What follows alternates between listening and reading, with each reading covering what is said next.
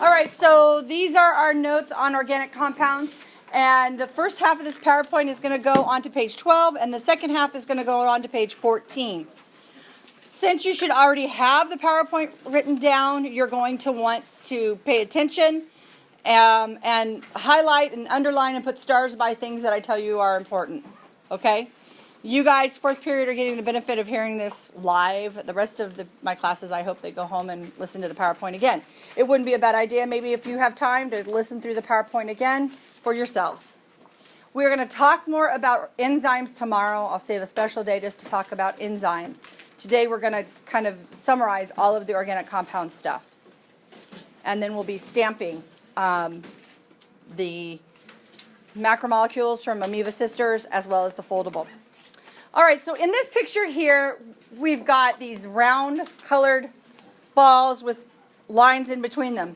Does this remind you of anything that we did in class? Yeah, what does it remind you of? Oh, the thing with the beads and the pipe cleaners, right? What did the beads represent? The atoms. And the pipe cleaners represented? The chemical bonds that connected the atoms. And so you did a modeling activity where you built molecules. Now, all the molecules that you built, not all of them actually, most of the molecules that you built in that activity were organic molecules. What one thing unifies, or what one thing do all organic molecules have in common? They all have something in common. What?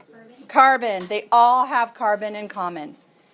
All organic molecules, when you're talking about organic chemistry, all have to have carbon. Okay? So in the PowerPoint, you see how I put the things in red that were really, really important, trying to shorten the notes up for you as much as possible. And so organic chemistry is the chemistry of carbon, molecules that contain carbon. That's not the way we're used to dealing with the term organic. When we say organic and you're at the grocery store, we're talking about what? Natural foods, foods that are grown without pesticides and stuff like that. Organic fruits and vegetables. That's not what we're talking about here. Okay? Do you need to be working on your computers right now? No. Should you be working on copying somebody's homework? No. Should you be working on your foldable? No. What should you be doing? Listening and looking at your notes and highlighting, identifying things. So put away that homework you're copying and look at your notes. Now, in that organic modeling lab, you built what? What kind of molecules did you build? You made a water. You made a glucose. You made ammonia. And then you made a really big one. Alanine, which is a what? It's an amino acid. And amino acids come together, yes, to make proteins. Was water organic? Is water an organic compound? Does it have carbon in it? What's the formula for water? H2O. Is there a carbon in that?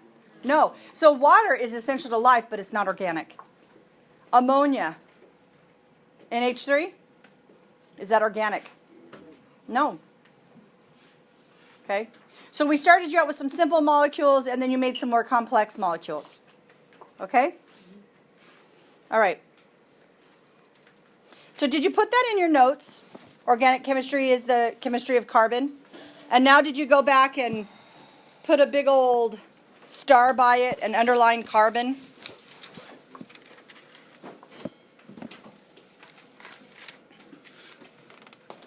So carbon is pretty amazing because carbon can make all kinds of different chemical bonds. And it can form rings, it can form chains, it can form branches. It does all kinds of stuff. Life on our planet is based upon carbon. Carbon molecules, when you built that glucose molecule, you were actually building a very large molecule, C6H12O6. And when you take those glucose molecules and you stick glucose onto glucose onto glucose, what are you making? A very big, complicated molecule, right? A very big one called a polymer. All polymers are made out of a smaller unit called a monomer. What does mono mean?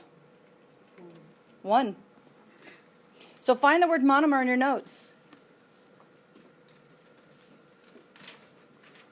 So if you don't have it in your notes, you need to put it into your notes.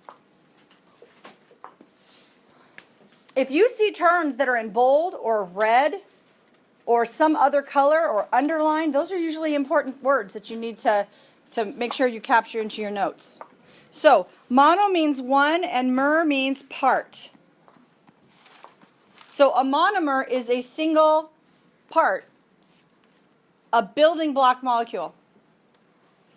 And when you put several monomers together, what do you think you get? A polymer.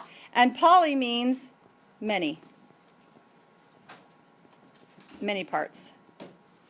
Okay, so a monomer is one part, and a polymer is many parts put together. So you guys have all played with Legos at one point in your life. Some kind of Lego or building block, right? You've built things at some point in your life. Which is the monomer? The building or the individual Lego bricks? The individual Lego bricks. Okay? And you take all those little Lego bricks and you click them together and you build a building. So the building is the what? The polymer. You can make a simple tower, or you can make something super elaborate like the Death Star, right? That's like over 1,000 Lego pieces. And each Lego piece is highly specialized, right? In order to build the most elaborate models, you need lots of different types of Lego pieces. What do you think? If you opened up, somebody gave you a set of Legos and they said, hey, there's 1,000 Lego pieces in this block, you'd be like, yeah. And then you open it up and there's a bag of red blocks, a bag of yellow blocks, and a bag of blue blocks. And that's all you have. Could you build a whole bunch of different stuff? Could you build the Death Star?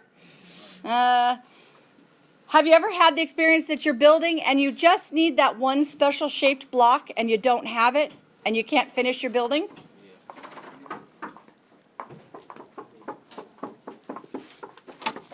One knock is enough.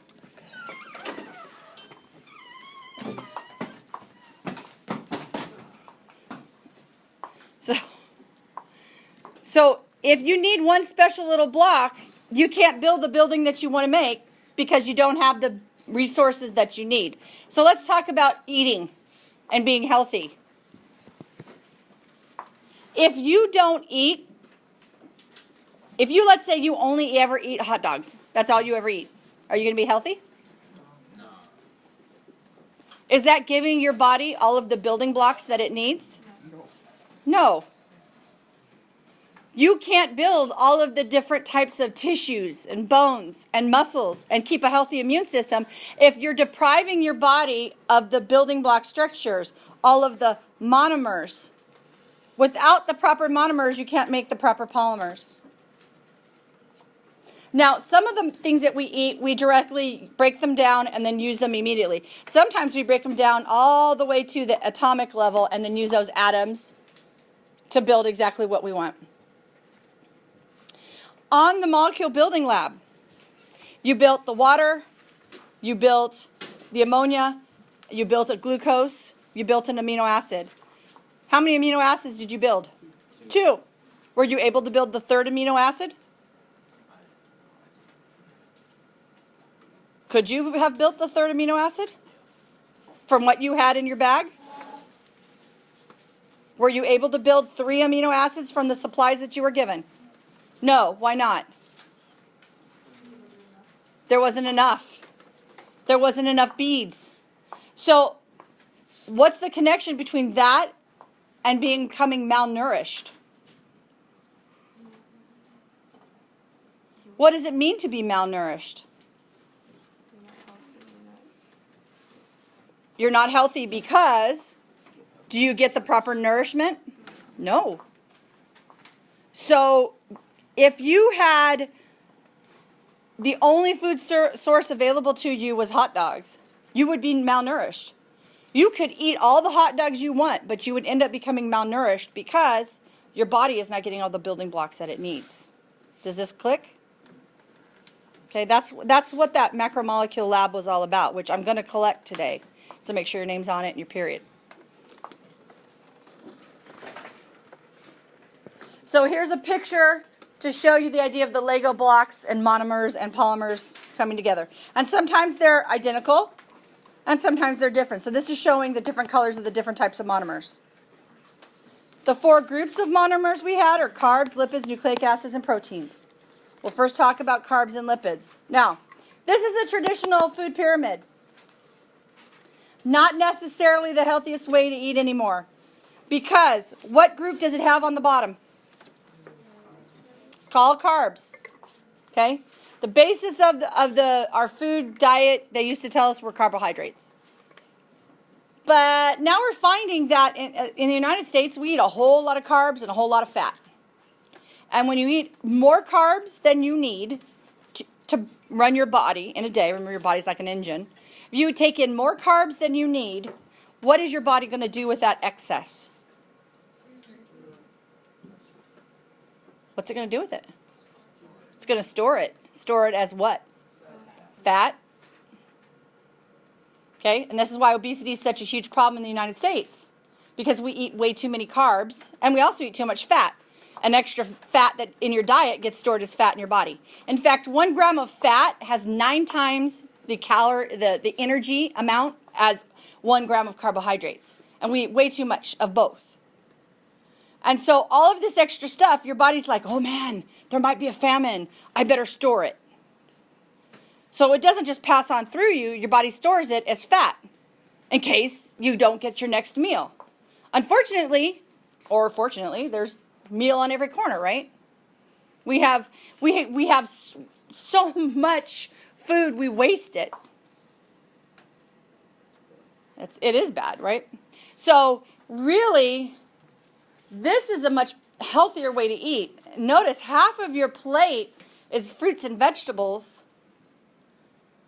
A quarter of the plate is a good healthy protein, and then a quarter is a whole grain. And you want to avoid things that are processed like your refined grains. White rice is thumbs down. It's better to eat the brown rices and things like that because you get more complex carbohydrates and more fiber in your diet. Nutritionists also say that you need to have a colorful plate, and that doesn't mean putting food coloring on your plate to make it colorful. You want to eat a variety of fruits and vegetables. So don't just eat broccoli every day. Switch it up. Have broccoli, have tomatoes, have asparagus, have an apple. Eat a little bit of everything, right? Make your fruits and vegetables that you're choosing as colorful as possible. Okay, you want to eat a variety.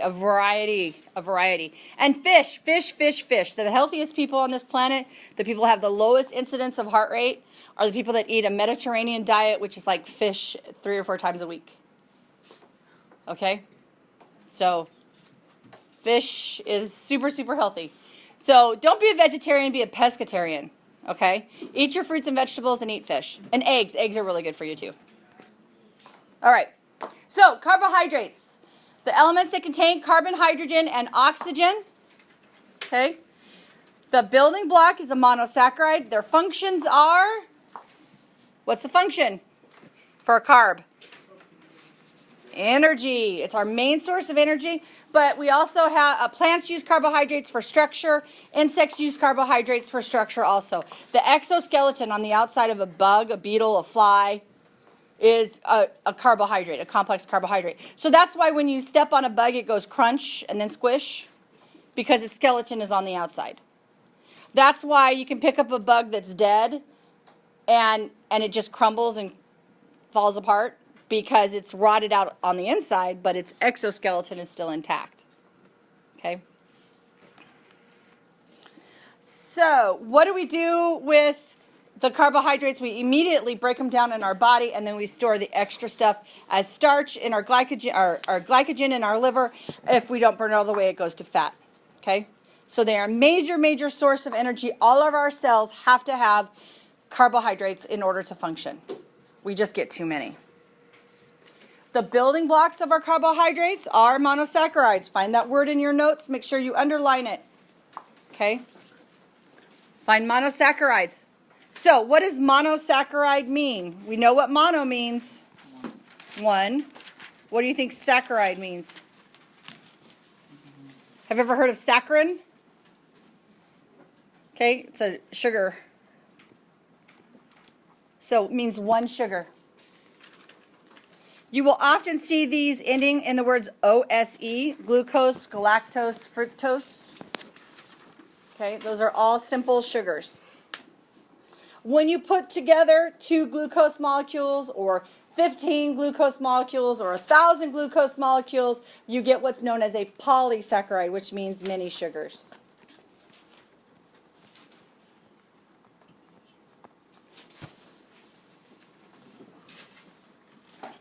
Okay? Are we good? All right, moving on. So there's some examples. Starch. In a starch, all of the glucose molecules are aligned the same way. In cellulose, look at the little model. One is up and one is down. One is up and one is down. So that's what makes the cell walls in plant cells. We can't digest that. This is why corn goes in and comes out looking about the same. If you don't chew it really well, it comes out yellow, corn, little kernels. Go home, eat some corn. Eat like 2 or 3 ears of corn. Don't chew real well, and then wait about 24 hours and watch for it. It'll make another appearance. And you'll be like, hey, wait a minute, there's that corn from dinner 2 nights ago. You're like, oh, there it is. Glycogen, also made up of glucose. It's just arranged in a branching structure, and this is how we store starches in our own bodies. Okay? So that's all we're going to say about carbohydrates. Now let's move on to lipids. Lipids are a second type of organic compound, which means it has to contain what element? Carbon. It must contain carbon. And it contains hydrogen. But they're arranged differently, and that's why this is not a sugar. This is a lipid. It has different properties. One of those properties is it's not soluble in water. That means water and oils do not mix. Have you ever seen a bottle of Italian dressing, salad dressing? And you have a layer of oil on the top and a layer of vinegar on the bottom, and you have to shake it up really well. Otherwise, you pour it and you get all this oil on your salad. Gross. You let it sit, and 2 or 3 people later, they got to shake it up again because it separates. Different types of lipids. Fats. We have fat on our body, underneath our skin, everywhere. Okay? It's the very, very bottom layer of our skin called the hypodermis. There are places where we have more fat on our body than others. Animals store fat, like whales, when they eat all winter long up in Alaska, and then they swim all the way down to Mexico to have their calves. Or an animal has to hibernate through the winter, so they have to eat a lot all spring, and then the bear doesn't eat for 3 months. Okay, that's why animals have fat. They also use it for insulation to keep warm. Oils. You have oils. We have oils in our skin, right? Waxes. Where do we have wax on our bodies? Your ears. Earwax. We have cholesterol, estrogen, and testosterone. Those are steroids. Those are hormones that help the body communicate. And then we have phospholipids in our cell membranes.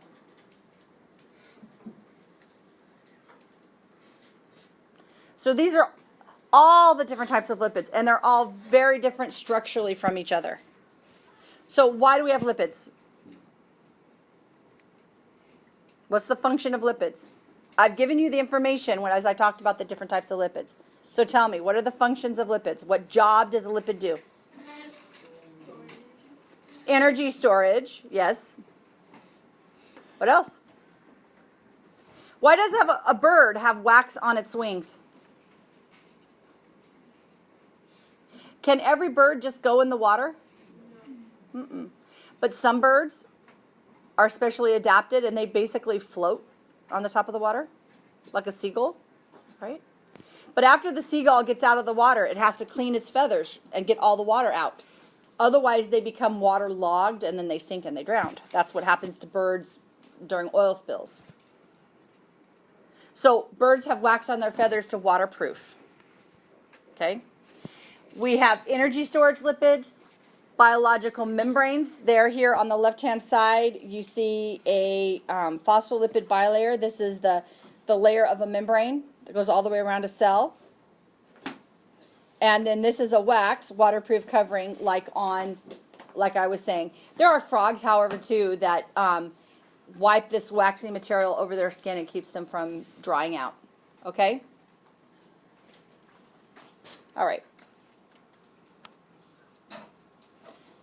The typical building blocks of a fat are a glycerol molecule and a fatty acid. And we have some fats that we say are saturated and some that are unsaturated.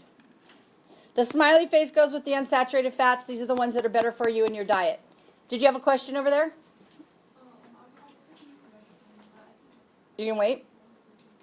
I would wait. If you can hold it, I would wait. So, those, see that omega-3 and omega-6s up there on the board? Those are the good fats that you get from eating fish. This is why people take fish pills, fish oil pills, and things like that. Because you get those really good omega-3s and omega. Butter is better for you. See, there's a even though it's a saturated fat, there's a little smiley face there. Okay? So the shorter chain saturated fats are better for you than those long chain ones. So that's why we want to minimize how much meat we're eating. Red meat, that is. Fish, go for it. And here is a list of the types of fats. Because you hear about, no trans fats, and you guys don't really know what those are, right? Margarine. Bad. That's bad. It's better to eat regular butter than to eat margarine, you guys. Now, does that mean you go and slather everything with butter? No. Keep it in moderation. But stop buying margarine. It's bad for you. It's really, really bad for you. Okay? Snack chips. Imitation cheese. The more processed your food is, the worse it is for you. Okay? Don't drink apple juice. It's all sugar. It's sugar water. Don't drink juice at all. Eat the whole fruit. Okay? You guys have a lifetime that you've got to use your bodies. You mistreat them and they won't last for you. You only get one. You only get one heart. You only get one liver. You only get one set of kidneys. Okay? So you got to learn how to take care of it. What happens if you have a car and you don't do your oil changes? It's going to break down. You won't have that car for very long, but you can go buy a new one, right? Or not. All right, so saturated versus unsaturated. Those unsaturated fats are bad. All right, now next page, nucleic acids. Should be on the next page of notes. Nucleic acids. The building block of a nucleic acid is called a nucleotide. Okay? So the building block is a nucleotide.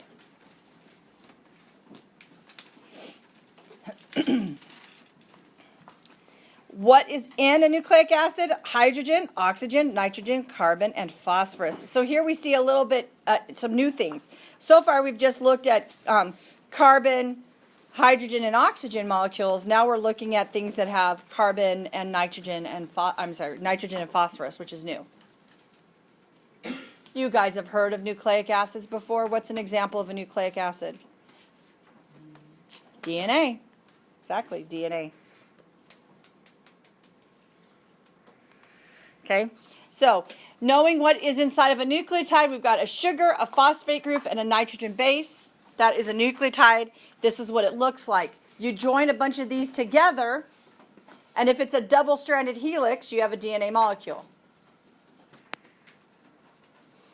Okay, so these are some examples of different types of nucleotides. Why do we have nucleotides? What are they for? Okay, an example of a nucleotide is DNA. What is the function of DNA? Okay, what do you mean by identification? Everybody has different DNA. What information what does DNA do for you? Why do you have to have DNA? Where do you find it? In every cell of your body, except for red blood cells. Okay, red blood cells don't have DNA. Where in a cell do you find the DNA? You guys all got this in 7th grade.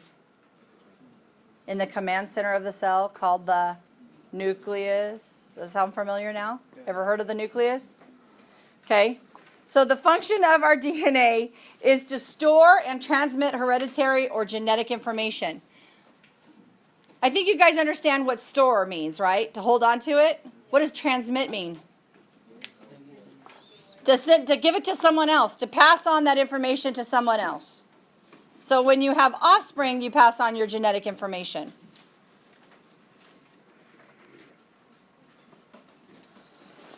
Okay, I'm going to leave proteins for you to watch on my YouTube channel tonight and to go through proteins because I'm close to the end of the period and I need to be able to collect your macromolecules lab and then I'll be stamping stuff too, okay? So I'll pause this now and then I'll finish my recording at lunch. Okay, so after a quick pause here, we're going to talk about proteins.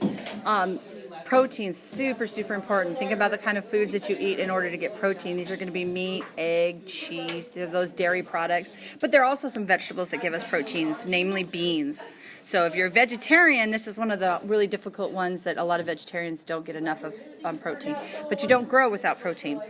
The building block molecules of proteins are called amino acids. And hopefully you remember all amino acids have the same basic structure. They've got carbon and hydrogen, just like all of our other organic molecules, oxygen, and lots of nitrogen. This is why you were only able to build a couple of amino acids in our modeling activity because you ran out of nitrogen molecules. So first of all, we look at here the same basic backbone of all amino acids have this amine group on this end. So the amine group is the sorry, I messed it up. The amine group here is the nitrogen with the two hydrogens, and your carboxyl group is on this end. What makes one amino acid different from another is the presence of what's called the R group. Now, the R group can be complicated, or it can be very, very simple, maybe just a hydrogen. There is no actual element R. It's just used as a generic, just a sample of what you could have there, all the variations. Okay, so the instructions that we get for making proteins come from our DNA, and we're going to spend a lot of time later on in the semester talking about protein synthesis, how we make proteins. The functions of proteins are going to be enzymes, and you did the Heartbreak-Ace lab activity. Enzymes help to either speed up or, mostly speed up chemical reactions by putting smaller molecules together or taking large molecules and breaking them down. Then we have proteins found in bones and muscles. For example, collagen injections, that's injecting a protein into your skin. And then antibodies. You'll talk a lot about that when we get to the immune system at the end of the year. That's not so much important. I really want you to do this quiz so click through the quiz. Go back into our Google Classroom, click through the quiz, and study a little bit more. Go back, review all of these, finish your Cornell notes, and we'll do some more review tomorrow.